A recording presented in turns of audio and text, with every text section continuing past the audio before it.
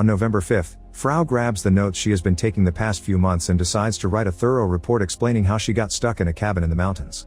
It all starts in May, when Frau goes on a vacation with 2 friends and their dog Lynx. Frau is not used to animals and feels awkward around the poor guy. When they finally make it to the cabin, they settle down and the friends decide to visit the pub in a village nearby. Frau is tired, so she stays with Lynx. Bored, she tries to pet the dog, only for Lynx to snap at her. She spends the day doing beauty care, smoking, and exchanging awkward looks with the dog. In the end she goes to bed early. The next day Frau wakes up to find Lynx crying by the door. She lets him out so he can relieve himself and she searches the house, only to discover her friends have not come back. Worried something may have happened to them, Frau starts making her way to the village with Lynx ahead of her. Suddenly she hears him cry and rushes to his side. Apparently he somehow hit his nose but she cannot see the cause. Frau keeps going but instead of following her, Lynx goes back. After a few steps, Frau bumps against an invisible wall. Confused, she touches it with her hands, confirming there is a barrier there that will not let her pass. She could also hear a pounding, but it is just her own heartbeat. Frau thinks it is strange that no alarms were raised and no curious villagers came to look at the barrier. No matter how much she pushes, she cannot go on, so she decides to go back. Down the road, she finds a farmhouse with 2 people, but the invisible wall stops her from interacting with them. Her voice doesn't cross the barrier and the farmers seem to be frozen in time, although water continues to flow from the tap. Giving up, Frau returns to the cabin and has a smoke as she realizes Lynx is now her only company. Refusing to accept it, she goes back to the road and pushes again to no avail. Not knowing what else to do, Frau goes to bed. Suddenly she hears a strange sound and tries going outside to investigate, but when she opens the door she discovers the barrier is now blocking the house's entrance. Frau starts screaming only to wake up in her bed, where Lynx is already greeting her. She immediately checks the door and confirms it is alright. Then she goes out for a walk, and in the present, Frau writes down she doesn't remember what else she did that day. It is like the reality of the situation puts her mind in a daze. Frau returns to the cabin at 2 and gets her friends binoculars to watch over the area. The couple at the farmhouse still has not moved and she concludes they are dead, same for the villagers. She thinks about her friends and wonders if she should have gone with them to reach the end together. At that moment Lynx begins barking and runs away.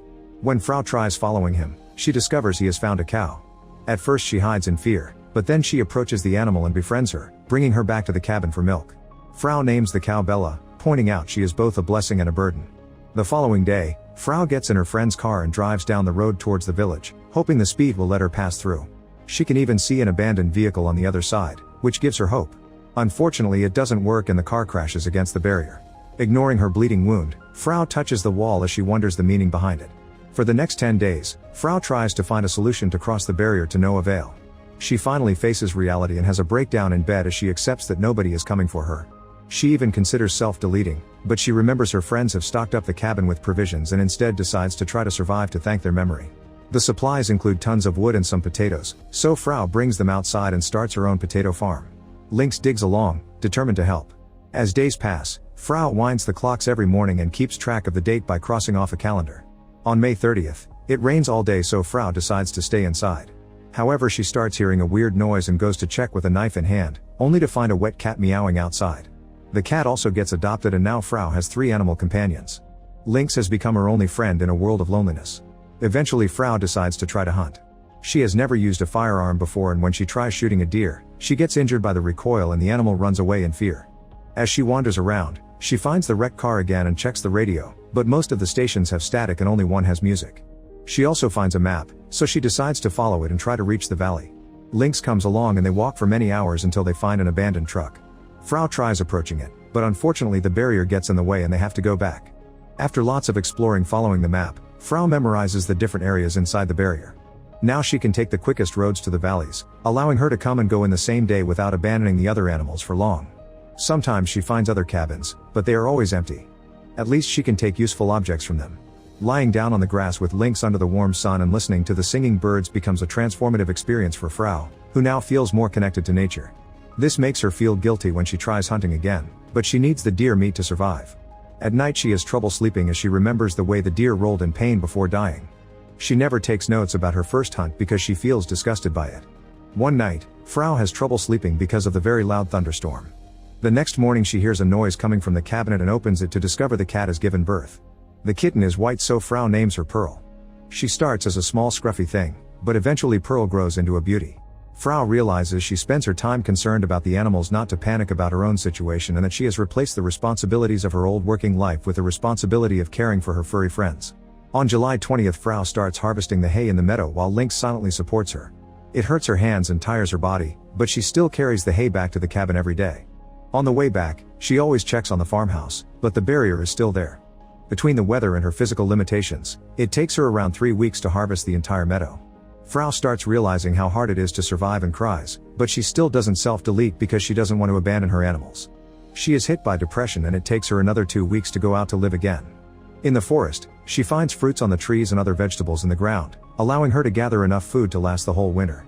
Now Frau and her pets enjoy much better meals. One day, Frau discovers strange clothes hanging on a tree and stares at them in fear. However, it is only a nightmare. Autumn is supposed to be her favorite season, yet she has trouble sleeping and the nightmares get worse. She catches the flu and spends most of the day tired. Thankfully, Lynx is always there to cheer her up. Frau is amazed by how he is never in a grumpy mood and often hugs him to thank him for his company. In the present, Frau reveals that Lynx is gone, yet she still finds herself talking to him when she goes on walks. On October 27th, the first snow falls, but it only lasts a few days. Then warm winds come, making noise all day and night long. It becomes even harder for Frau to sleep. The wind lasts 3 days, and when Frau finally leaves the house again, she finds Pearl dead outside. The cat is given proper burial under Lynx's supervision. Later in the middle of winter, Frau sees a fox by the stream and gets ready to shoot, but she doesn't do it. She cannot stop thinking about Pearl's death and how she is the only creature in the forest with the concept of right and wrong. In the end, she chooses mercy. In the cabin, Frau brushes Bella every day, thinking of her like a sister now. She notices the cow has become very round and wonders if she is pregnant. Eventually, Frau has no choice but to go hunting again, and the feeling of the deer's heart in her hands when she cleaned it makes it hard to sleep at night. On January 11th, Frau notices Bella is bleeding a little and keeps an eye on her all day. In the evening, she helps Bella give birth to an adorable calf. The winter days pass full of heavy snowstorms. Frau catches seasonal depression and only leaves the bed because Lynx forces her to. Any thoughts about self-deleting go away when she remembers she must take care of him. After winter passes, Frau decides to move to one of the cabins in the meadows. On May 25th, she gathers all her animals and they travel together to reach their new home. Seeing the beautiful pasture, Frau has more hope for the future. From then on, she lives at peace with the animals, the stars, and the nature that surrounds her. Her memories of those days are so fresh that she doesn't take notes. For the first time, she feels appeased. On October 16th, Frau starts taking notes again and uses most of her time to double her wood supply.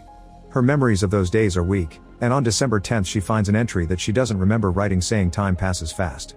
As snow falls again, Frau becomes more philosophical and thinks about how animals and humans are forced to live their lives against their will. One day, she notices there is a white crow often flying around the house, ignored by its black family. Frau thinks the white crow is lovely and judges the other crows for their discrimination. She also starts leaving food out for the white crow whenever its flock leaves it behind. Eventually 2 years pass of Frau living inside the barrier, and by then she has forgotten about her old life. She has also given up hope that she will be found. In early June, she and her animals move to a new house, hoping the change will help the mood. Unfortunately, she is unable to bring back the magic of the first summer. One afternoon, Frau and Lynx are coming back from a walk and suddenly Lynx hears something near their home, so he immediately runs toward it. By the time Frau catches up, she is horrified to find a strange man slaughtering Bella's son with an axe. While Lynx jumps on the guy to stop him, Frau runs to the house to find her weapon. Unfortunately, she is not fast enough, and when she comes out, Lynx has already been killed. Furious, Frau shoots the man dead before clinging to Lynx in despair. Afterward, Frau carries his small body to bury him while hearing Bella making sad noises because she has found her son. The man's body is thrown off the cliff without any remorse. Incapable of feeling anything anymore, Frau leaves with Bella and the cat to another house. Soon Frau goes back to working, and the lack of Jinx means she has to be alone with her own thoughts. In the present, Frau says she has moved on and will always cherish the memories of her animals as encouragement to keep on surviving. She ends her report on February 25th because she has no more paper, and goes outside to feed the white crow. Make sure to subscribe and turn on notifications so you can watch more videos like this. Thanks for watching.